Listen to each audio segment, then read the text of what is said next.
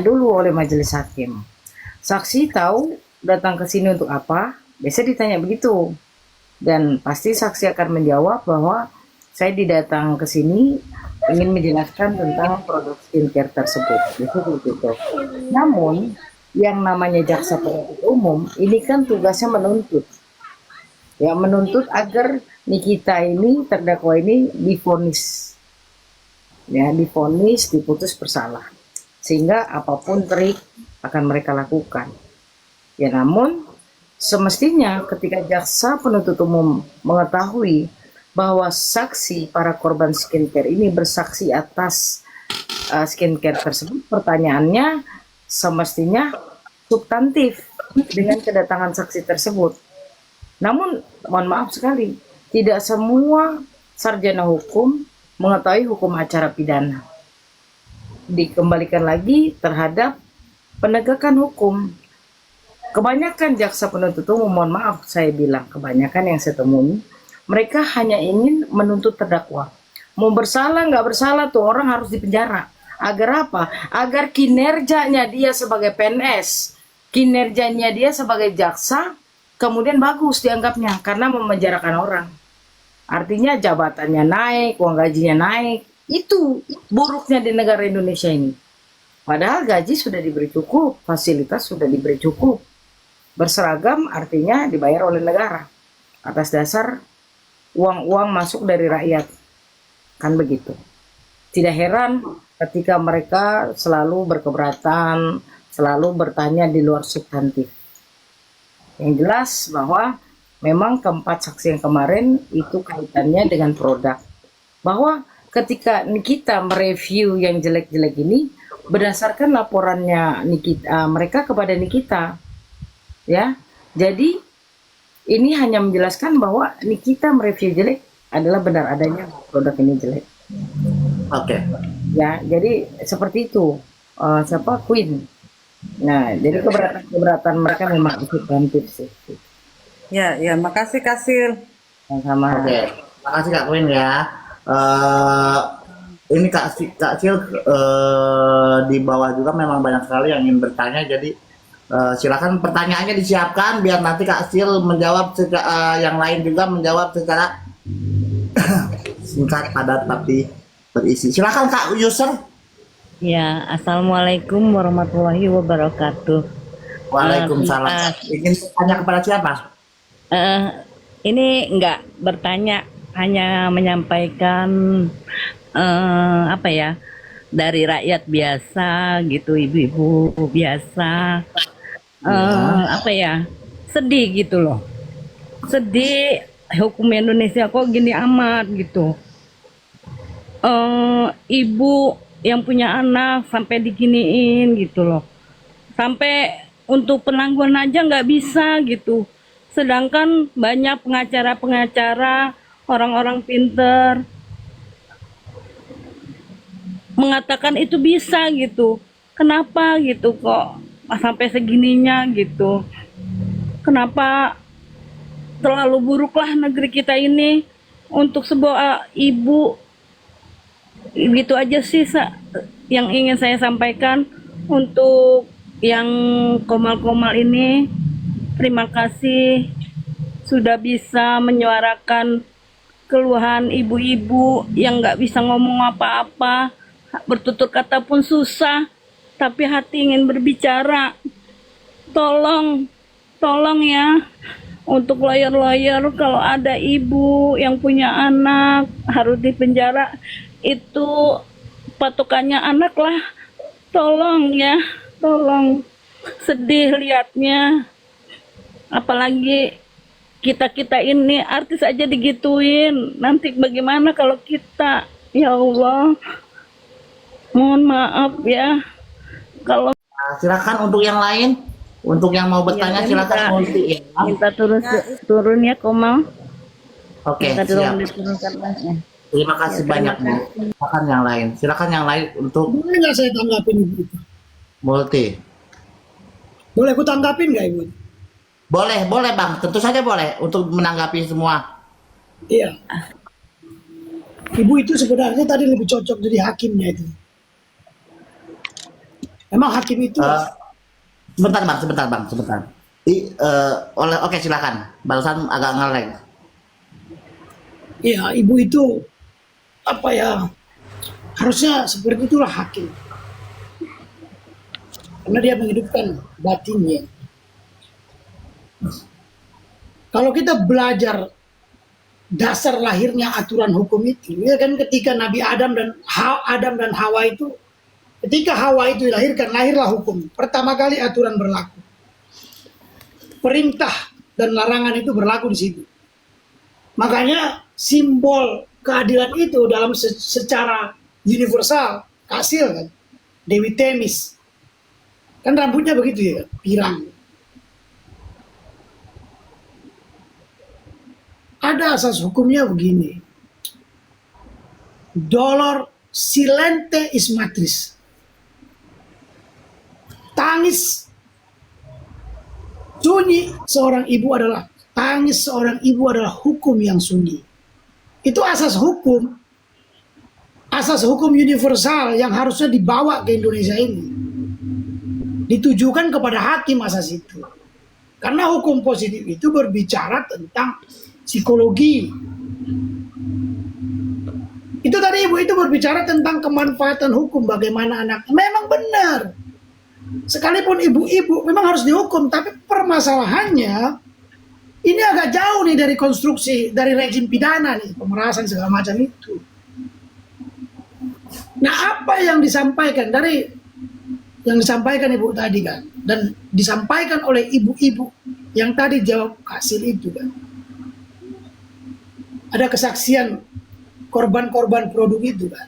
Itu kan menegaskan tentang pencemaran nama baik kan. Bahwa apa yang disampaikan oleh seorang Nikita Mirzani exceptio parietatis, pengecualian karena kebenaran. Jadi nggak ada pencemaran nama baik.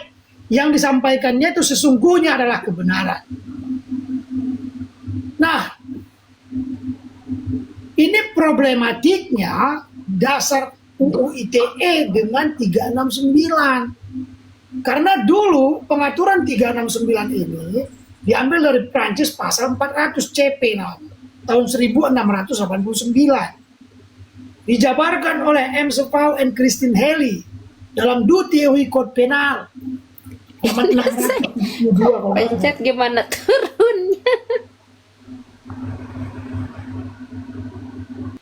Oke silakan ibu, kalau misalkan ibu mau naik atau kalau mau turun, ibu jangan naik, jangan minta permintaan naik bu.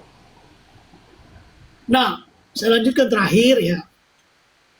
Pasal ini syaratnya dulu, kalau disampaikan sejak awal niat terbuka, maka dia tidak ingin mencemarkan nama baik. Dia tidak ingin memeras. Gitu loh. Itu syarat pertamanya sebenarnya. Tapi konstruksi pasal ini bermasalah. Doktrin klasik UU ITE itu pasal 27, 45 Junto 27B ayat 2, ayat 10 huruf H itu bertabrakan doktrinnya sebenarnya dengan 369. Itu yang mau saya katakan. Dan ini harus dibahas secara ilmiah oleh para ahli hukum yang dihadirkan. Bukan ahli hukum yang sangat buruk. Kemarin itu dia hadirkan itu sangat buruk ahlinya. Terima kasih. Oke, silakan Mama Ardila. Ada yang mau ditanyakan Mama Ardila? Mama Ardila. Iya, Assalamualaikum, host. Waalaikumsalam. Kalau saya nggak ada yang mau saya tanyakan, cuman saya mau sampaikan untuk mendukung kakak Nikita Mirzani biar cepat bebas, selalu mendoakan dia walaupun saya dari jauh. Salam kenal dari NTB. Terima kasih banyak Bu. Apa harapan Iya. Ibu? Harapan saya bebas, Kak Niki harus bebas. Harus bebas. Iya, Kenapa bebas. Kenapa Ibu segitu sayang sama Nikita Mirzani Bu? Walaupun saya tidak kenal sama Nikita Mirzani ya, walaupun lihat melalui sinetron, tapi saya selalu macam hati kecil saya berkata dia tidak salah, walaupun saya tidak dekat sama dia. Oke. Oke. Siap. Terima kasih Bu. Ada lagi? Itu saja. Pertanyaannya Bu dilemparkan. Ibu ini tidak ada pertanyaan, Bang. Bu, nanti kirim ke korannya, Bu. Iya, Ibu ini tidak ada pertanyaan, kan Bu? Hanya ingin apa? nggak Oke, ada. terima Saya cuman mendukung Kak Nikita Mirzani saja. Semoga cepat terima kasih bebas. banyak ya atas dukungannya Ibu. Terima kasih banyak. Selamat malam. Iya, sama. Oke, silakan Kak Butterfly. Ada yang mau naik juga bentar ya, sebentar.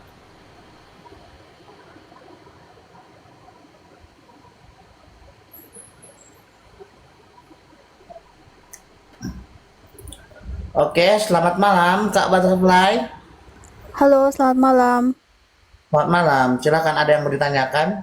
Iya, aku mau tanya ya. Aku ngelihatnya dari jauh ya, bukan di Indonesia. Tapi aku dari awal sampai sekarang itu selalu nonton sidangnya ya. Oke. Aku mau tanya sama Pak Yamin, kira-kira dari pandangan Pak Yamin itu, Niki itu akan bebas atau ada hukuman walaupun nggak sampai 10 tahun atau 20 tahun yang beritanya udah nyebar di luaran sana kayak gitu ya. Menurut Pak Yamin, kira-kira dia akan totally bebas atau tidak, Pak? Atau ada hukuman walaupun 1 atau 2 tahun kayak gitu? Iya. Oke, silakan Bang Yamin. Sebelumnya, Ibu, aksennya dari mana nih, Bu? Aku dari Jakarta, tapi aku kerja di luar gitu. Maaf kalau kata-kata tuh nggak, bahasa Indonesia tuh nggak terlalu lancar karena di sini pakai bahasa. Ya, I got you. Saya jawab dengan 2 versi ya, Bu. ya. Saya gabungkan kira-kira pandangan Kak Sil tentang hukum acara tadi. Berdasarkan doktrin negara hukum, ya, khususnya dalam pidana yang dari barang bukti, penempatannya segala macam, berdasarkan doktrin KUHAP-nya, karena KUHAP ini menjaga hak asasi manusia, dia harus mampu memberikan kepastian. Kepastian itu harus mengikuti aturan-aturan undang-undang hukum acara itu, dia bebas secara doktrin, ya. Karena terlalu banyak yang melanggar KUHAP, hukum acara kita. Dalam pemahaman hukum pidana, sekalipun orang itu bersalah, kalau dalam pelaksanaannya dari barang bukti bagaimana diambil segala macam, itu melanggar hukum, orang itu wajib dibebaskan. Itu jawaban saya pertama. Jawaban saya kedua, berdasarkan tradisi penegakan hukum, bahwa JPU dan hakim itu adalah bagian dari apa? Orang ini kan pemerintah, Bu. Sekalipun doktrinnya yudikatif segala macam itu, orang di negara ini kalau JPU salah membuat dakwaan atau orang dibebaskan, maka ini bermasalah bagi JPU-nya sendiri. Umumnya ada behind scene ya, bekerja sama tanpa terlihat di belakang layar itu, sehingga orang diputus. Contoh, ada saya buat pledoi terakhir itu di Jawa Barat, di Cianjur. Seseorang dituntut 15 tahun, bawa bapak. Saya ikut serta dalam konsep pledoinya. Dari tuntutan 15 tahun itu diponis 6 bulan karena dia sudah menjalani penahanan itu selama 5 bulan. Hanya sekedar untuk membebaskan JPU itu aja itu sanksi kalau dia gagal dalam menuntut. Itu buruknya negara kita. Ini tradisi yang tak tertulis, namun prakteknya begitu. Saya harap dalam kasus ini enggak. Tapi secara umum begitu. Mereka saling white collar crime itu memang berlaku bagi kepolisian. Blue collar crime. Kalau di Amerika itu blue collar crime berlaku bagi kepolisian, tapi di Indonesia ini coklat collar crime namanya. Itu Bu, terima kasih. Semoga jawaban saya memuaskan Ibu. Ya, terima Oke, kasih terima ya kasih. Pak Yamin. Makasih host, Momi, Terima kasih, semuanya. Pak. Terima kasih udah dukung Ibu Niki, semoga dia bebas ya. Amin, amin, amin. Selamat malam Duta Intel. Siapa? Duta Intel, selamat malam. Ini baru kali pertama Duta Intel naik ke room saya ya. Silahkan Duta Intel, ada yang mau disampaikan atau ada yang mau ditanyakan atau ada sesuatu gitu, Mbak, informasi atau apa, Duta Intel? Informasi apa guys? Entah. Kalian mau informasi apa? Informasi yang membuat para netizen terbuka matanya sehingga nggak ngantuk gitu.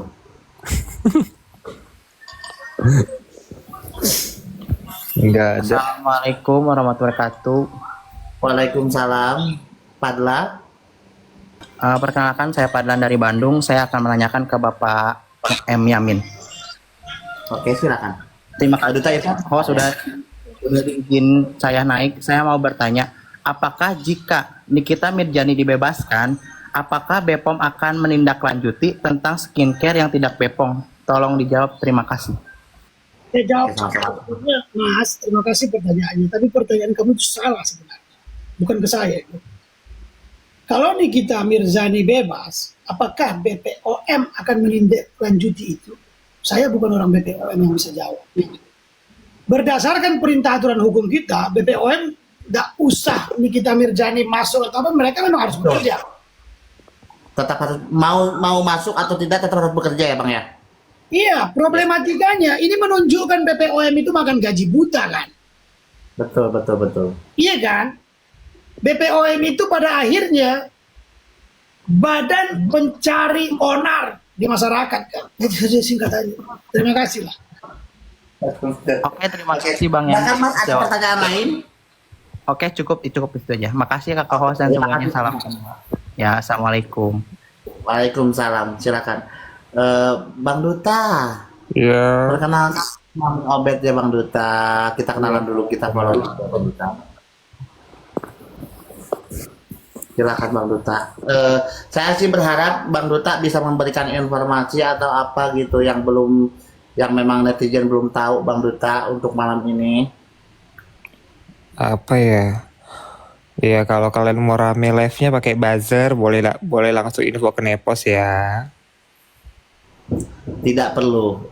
Saya perlunya itu penonton yang memang real asli, bukan buzzer, Bukan buzzer dari Cina ya, dari Cina ya. bukan buzzer dari Meta, bukan. Oh, kirain dari Cina. Biar live-nya rame. Tidak perlu. Silakan Bang Duta. Untuk Ibu Nepos, ngapain LP saya Ibu? Atas dasar apa Ibu meng-LP saya? Ibu katanya menginjak kepala saya. Ibu mau ketemu di mana biar saya serahkan kepala saya. Tapi one by one ya Ibu, jangan pakai Ambon. One by one kita kepala pakai kepala. Karena katanya tadi ada yang nyariin saya, mau pijak kepala saya. Wah itu pengancaman tuh, laporkan. Jadi kalau dia yang injak kepala saya pijak batang lehernya. Coy ya kepala ayam. Duta Intel, teman-teman semua. Ya, kalau ada yang mengatakan mau dilaporkan, nggak usah terlalu takut lah. Polisi itu juga nggak buta-buta banget menerima laporan yang ngaco-ngaco. Iya. Jadi negeri ini bukan negeri orang nggak waras ya. Negeri ini masih kita harapkan bisa waras. Gitu. Mungkin dia murka kali ya karena aku spill mungkin grup edukasi skincare dia kali ya.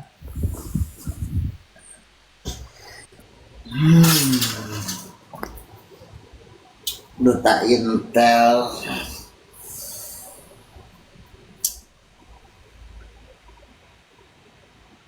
Jadi Anda di LP kan begitu? Iya, katanya sih begitu. Mau diinjak batang leher Anda, itu kan sebuah pengancaman, Bang. Ya, begitulah hidup ini. Kadang suka ngancam, kadang suka bayar.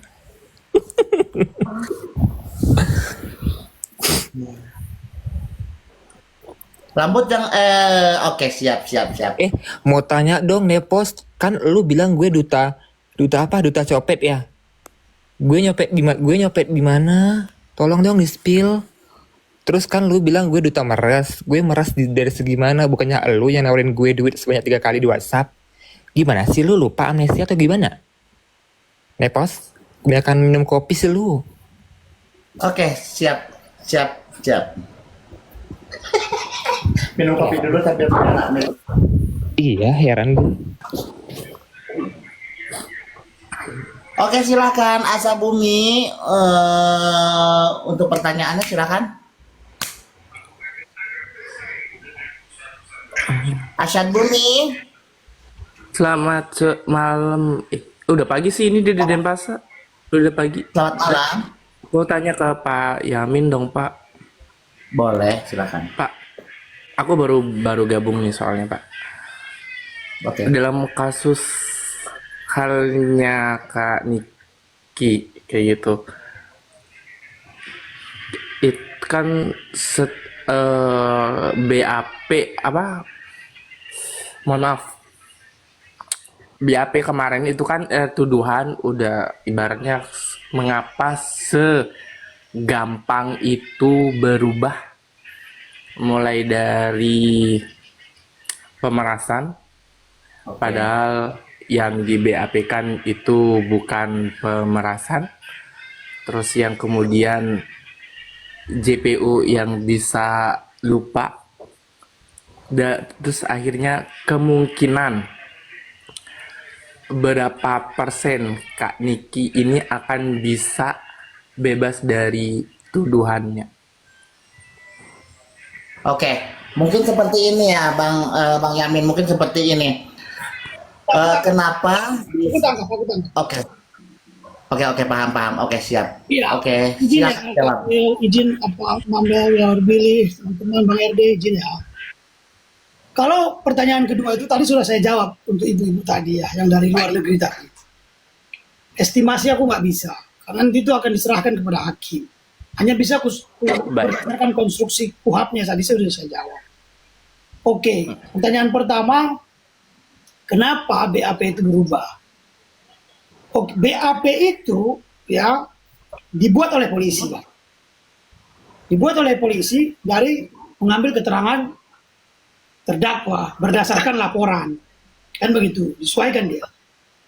Nah, BAP itu diatur ketika dia naik ke kejaksaan, diatur di pasal 143 KUHP ayat 3. Tolong benarkan kalau salah. Dakwaan harus dibuat secara rinci segala macam dan seterusnya. Turunannya nanti ada di surat edaran nomor 004/J.A/11 tahun 1993 tentang bentuk dakwaan. Semua diatur situ. Dari dakwaan tunggal sampai kumulatif. Nah, pertanyaannya kenapa BAP itu berubah? Sebenarnya BAP itu berubah itu hal biasa terhadap si terdakwa. Secara kriminologi. Mohon maaf dulu Bang Yamin. Ini aku dapat pelanggaran. Lab akan berakhir selama kami telah mendeteksi adanya ketidakaktifan selama lab Anda saat ini selesaikan. Itu bukan PL. Tapi ini tidak ada ininya Bang, tidak ada apanya, tidak ada. Ini kan Fajel ya, Fajelnya nggak ada Bang. Air striker yang ngerti, aku nggak ngerti. Seharusnya kan ada Fajelnya ini, seharusnya ada Fajelnya kan untuk digeser atau untuk diklik gitu, tapi ini nggak ada Bang. Sebentar ya, saya tanya dulu Meta ya. Duh kurang ajar nih, Fajelnya kagak ada lagi. Halo Nepos, tolong. Halo Nepos, tolong info ke Meta Nepos. My Instagram is dead. Inggrisnya nggak tahu lah, aku nggak, entah lahir di mana dia, Inggrisnya kok bobrok banget. Nggak pakai is lagi kan. Aku lanjutkan sedikit ya. Lanjutkan. Terdakwa Silakan, Bang. umum banyak merubah. Karena apa? Secara ilmu kriminologi ini memang dipelajari. Mungkin terdakwa itu saat diambil keterangannya dalam keadaan tertekan secara psikis, maka dia berubah. Yang menjadi persoalan di seluruh dunia ini, termasuk di Indonesia, mungkin hanya satu kasus atau dua atau satu-satunya kasus ini, di mana BAP pelapor itu yang berubah, itu menjadi masalah memang. Menurut ahli kriminologi, ya, penyebab satu kejahatan itu terjadi, Profesor Gerardus Petrus Hofnagel dalam buku The Other Side of Criminology dia terangkan itu. Kalau pelapornya merubah, ada potensi secara ilmiah ya, ada potensi satu, si pelapor itu melakukan manipulasi atau kebohongan. Karena jarang secara kriminologi. Yang kedua, adanya manipulasi sistem penegakan hukum yang dilakukan oleh aparat penegakan hukum. Secara ilmiah katanya begitu. Terima kasih. Aduh, ini bagaimana lagi ini puzzle nih, tapi nggak keluar puzzle-nya.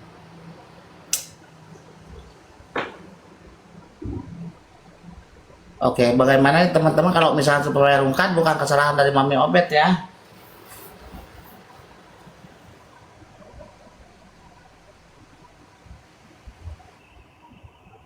Di rolling sama yang lain, kasihin Bang Yaminnya. Oke.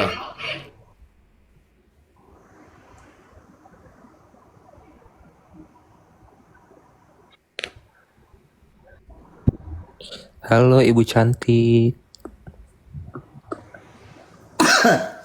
Aduh.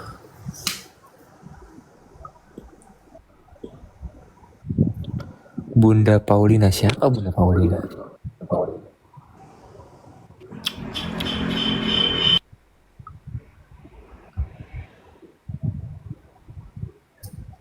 Rolling aja hostnya Sinepos.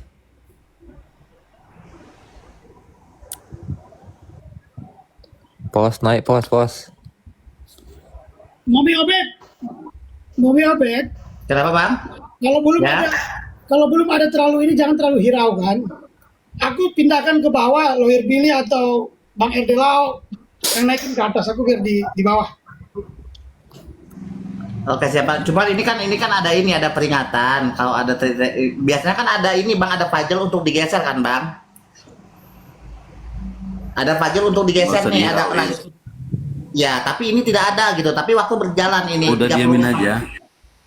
34 detik lagi rungkat ini. Aduh, kok bisa begitu ya?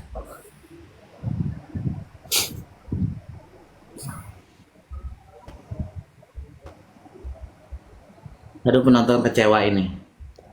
10, 9, 14, 13, 12, 10.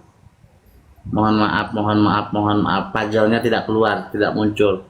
Ini TikTok aja, TikTok setan. Oke, silakan Bang. Silakan Bang, lanjut Bang, aman. Oh, harus dimarahin dulu Bang, ternyata. Kalau udah marah dia nggak ada tuh puzzle-nya.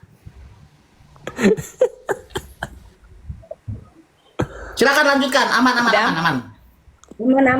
Aku tanya ya, Mami Obed ya. Oke. Assalamualaikum, selamat malam semuanya. Waalaikumsalam. Duta Intel paling ini deh gregetan aku ngelihatnya kalau udah menyebut Nepos. Oke. Bang Willy. Kenapa? Sebentar Kak, Bang Willy atau Bang Erdilo? Siap. Iya, Bang Willy siap. Bang Willy nanti kena pantun ya Bang Willy ya sama Nepos ya. Oke, Bang Erdilo yang ini yang aktif. Oke, silakan Kak Dewi, silakan pertanyaannya. Aktif dia, ada dia. Oke, untuk untuk Bang Yamin. Bang apa namanya? Tadi aku mau nanya sama Kasil juga, tapi Kasilnya sudah turun sepertinya ini apa namanya, tapi nggak apa-apa, bisa ke Bang Willy atau yang lainnya nanti. Jadi kita itu kan punya self branding itu wanita barbar, ya kan? Iya. Nah, aku cuma sebagai orang awam hukum cuma mengkhawatirkan memang sih dia punya hak kalau dibikin kesel, siapapun manusia ya. Dia ditersangkakan seperti ini sudah jalan 8 bulan, itu siapapun itu pasti akan terenyuh, jangankan dia yang di sana, kita sendiri, saya sebagai seorang ibu saja melihatnya itu sangat-sangat miris gitu loh. Bisa nggak ya minta tolong, kan saya lihat ini Bang Yamin udah mulai ngaping terus nih, datang ke persidangan udah 2 minggu ini saya lihat, tolong di remind aja untuk menjaga sikap itu supaya tidak dimanfaatkan oleh orang-orang yang kayaknya sudah mulai sudah tidak bisa ini ketemu dengan kesalahannya dia yang benar-benar apa ya, kesalahan yang benar-benar gitu loh, karena TPPU-nya saja sudah tidak terbukti, walaupun di luaran sana lawannya masih nyebut-nyebut dengan arogan bahwa dia pelaku itu ya. Itu saya cuma minta tolong itu ke Bang Yamin, itu satu. Nomor 2, karena Kak Sil nggak ada, saya minta tolong ke Bang siapa nih di sini, mana Ada Bang Willy, ada Bang Willy ya. Oh, di atas, udah naik ke atas, aku nyari yang di bawah. Apa namanya yang tadi Kasil bilang 5 poin yang bisa ditarik, yang tadi Kasil bilang 5 poin yang ditarik, tarik tanya itu dengan masuknya Mbak Sindu itu, Sri Sindu itu ada nggak ya, harusnya bisa ya. Karena itu haknya Nikita, yang haknya tersangka yang harus betul-betul dipertanyakan setiap minggu, bahkan harus dipertanyakan itu. Kita berharap banyak dari Mbak Sindu ini melakukan hal itu gitu loh. Untuk Bang Willy minta tolong dijawab aja itu ya, minta tolong ini, hanya itu aja yang mau aku tanya. Terima kasih. Sama-sama. Silakan untuk Bang Erdilau dulu. Itu nanyanya ke Bang Willy. Bang Willy monitor, jawab dulu dong. Bang Willy sudah tidak ini loh, sudah tidak. Oh, ya udah, Erdilo juga nggak apa-apa Bang. Ada. Ada. Oke. Bang Willy, silakan Bang Willy, ditanya tuh. Gimana? Tadi lagi ada calon mitra juga masuk. Oh gitu. Oke, silakan diulang pertanyaannya Kak. Nah, itu yang tadi Kak Kasil bilang itu yang haknya Nikita, yang setiap minggu harus ditanya, tarik tanya terus, pokoknya haknya itu 5 poin itu yang tentang hak-haknya dia yang harus ada bukti dari forensik. Nah, itu harus dipertanyakan dengan masuknya Mbak Sindu. Itu kira-kira hal itu bisa nggak ya, gregetnya dari Mbak Sindu ini kita pertanyakan sekarang gitu loh. Mungkin masih dini kalau saya bicara greget ya, Bang Willy sama Erdelo, ya terlalu dini karena beliau baru 1 minggu ini ya, baru minggu ini kalau nggak salah itu. Jadi tapi harusnya bisa ya, dengan itu harus bisa dipertanyakan gitu loh. Menurut abang berdua deh, itu bagaimana? Bang Erdelo atau saya? Whatever, siapa aja. Jadi begini ya, Mbak Dewi. Mbak Dewi. Karena kalau sekarang ini kan NM sudah fokusnya kepada duduk manis, senyum dan elegan aja. Nah, itu dia. Kalau untuk terkait dengan upaya pembelaan, upaya untuk mencarikan celah hukum dan langkah hukumnya itu memang dari tim lawyer. Dan upaya manuver itu pun juga yang harusnya dilakukan nanti oleh dari tim lawyernya Mbak MM sendiri. Jadi kalau yang terkait dengan alat-alat bukti ataupun apapun itu, nah inilah yang sekarang ini kita fokuskan. Sudah kemarin itu hadir saksi yang memang mempunyai produk. Karena bagaimanapun juga kita harus fokusnya, kenapa kok ada perkara seolah-olah diperas ini, dan adanya permasalahan ini sampai naik tingkatan di pengadilan. Nah, ini yang kita harus sama-sama fokus. Nah, adapun gangguan daripada pihak sebelah atau mereka akan coba mengkaburkan bahwasanya ini nggak ada kaitannya berkaitan dengan produk, tapi melainkan berkaitan dengan pemerasan. Nah, ini yang mereka akan fokus ke sana terus. Tapi kan setidak-tidak makanya saya sampaikan, ini tidak akan mungkin ada upaya memberikan uang kalau tidak ada komunikasi. Makanya saya sampaikan sebab dan akibatnya. Sebabnya apa sih dia mau datang, mau silaturahmi, mau komunikasi dengan Dr. O dia minta disambungkan kepada NM, tapi Dr. O mengarahkan kepada si ini. Nah, ini kan ada sebab akibatnya. Akibatnya apa? Dia mendapatkan untuk uang dan juga untuk mereview yang baik kepada si pemberi uang, ataukah memang yang pemberi uang pun juga dapatkan akibat yang baik ataupun yang buruk. Terima ataukah tidak diterima uang itu. Nah, jadi disinilah yang memang mereka mencoba untuk mengkaburkan berkaitan dengan pokok permasalahan. Nah, tetapi itu kita sebagai masyarakat Indonesia ini kan sudah melihat daripada proses persidangan yang ada dan percakapan antara saksi yang sudah dihadirkan dan saksi ahli. Nah, jadi itulah yang akan dilakukan upaya daripada tim lawyernya NM, tapi kan tidak mungkin saya pun juga menyampaikan secara barbar di dalam komal seperti ini. Betul ya. Paham ya? Karena apa? Kalau kitanya berfokus kepada pasal yang didakwakan ataupun fokus kepada KUHP ataupun KUHP, ya mohon maaf, ya namanya kita mau makan aja berpolitik kok, ngambil sendok dulu, ngambil piring dulu, ngambil makanan yang mana. Nah, disinilah kepiawaian dan juga rumusan yang akan dilakukan upayanya oleh timnya pihak NM. Begitu ya, Mbak ya.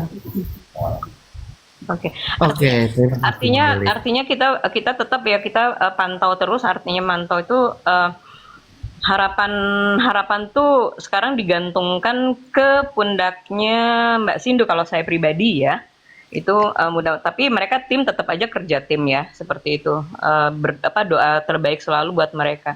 Terus Bang Yamin, aku titip ya, kasih tahu kita terus untuk tetap seperti tadi Bang Willy said, manis, dia benar-benar ratu deh. Untuk jangan terlalu arogan juga, karena itu takutnya akan merugikan dia sendiri, seperti itu.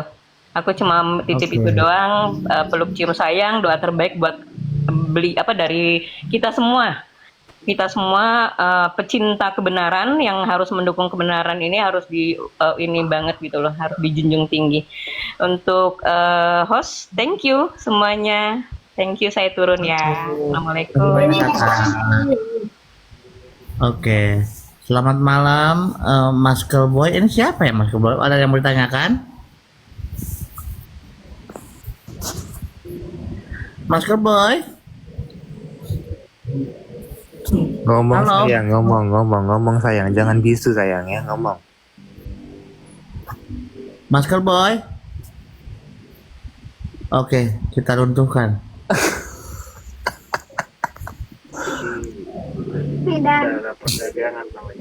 Oke, Eca, selamat malam. Eca, oke. Silakan yang mau naik serius ya, tidak untuk main-main, mohon ya.